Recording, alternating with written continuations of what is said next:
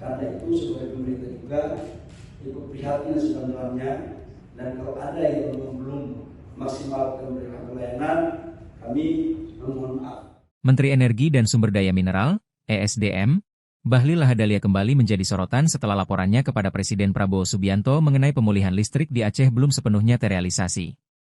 Bahlil sebelumnya memastikan bahwa pasokan listrik di Provinsi Ujung Barat Indonesia itu akan pulih hingga 93% pada Minggu, 7 Desember 2025. Namun kenyataan di lapangan hingga Selasa malam menunjukkan pemulihan belum merata di seluruh wilayah.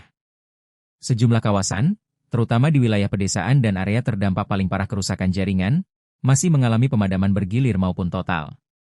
Kondisi ini memicu keluhan warga yang sudah hampir sepekan bergantung pada genset, penerangan darurat, dan aktivitas. Download Tribun X sekarang, menghadirkan lokal menjadi Indonesia.